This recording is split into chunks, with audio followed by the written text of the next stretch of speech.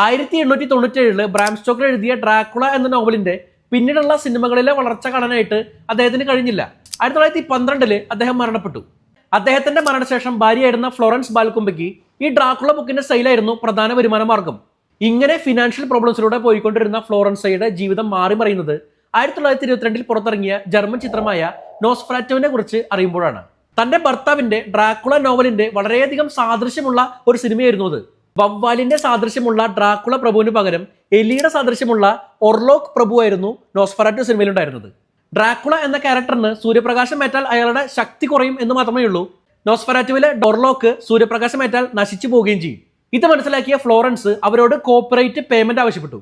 പക്ഷേ നോസ്ഫെറാറ്റുവിന്റെ നിർമ്മാതാക്കള് ഇത് നിരസിച്ചു. എന്നാൽ ഡ്രാക്കുള നോവലിന്റെ അസൽ കോപ്പിയാണ് ഇതെന്ന് നല്ല ഉറപ്പുള്ള ഫ്ലോറൻസ് കോടതിയെ സമീപിച്ചു. കോപ്പി ചെയ്തതല്ലെന്ന് കാണിക്കാൻ നോസ്ഫെറാറ്റുവിന്റെ നിർമ്മാതാക്കൾ സിനിമയിലെയും നോവലിലെയും വ്യത്യാസങ്ങളൊക്കെ എടുത്ത് വാദിച്ചെങ്കിലും കോടതി ഇതെല്ലാം നിഷ്പ്രയാസം തള്ളിക്കളഞ്ഞു. വിധി വന്നത് നോസ്ഫെറാറ്റു ചിത്രത്തിന്റെ പ്രിന്റുകളെല്ലാം തന്നെ നശിപ്പിച്ച് കളയണം എന്നായിരുന്നു. പ്രിന്റുകളെല്ലാം നശിപ്പിച്ചെന്ന് കരുതിയെങ്കിലും ഒരുപാട് സ്ഥലങ്ങളിലേക്ക് വിതരണം ചെയ്യപ്പെട്ട സിനിമയുടെ ചില പ്രിന്റുകൾ മാത്രം അവർക്ക് നശിപ്പിക്കാൻ കഴിഞ്ഞില്ല.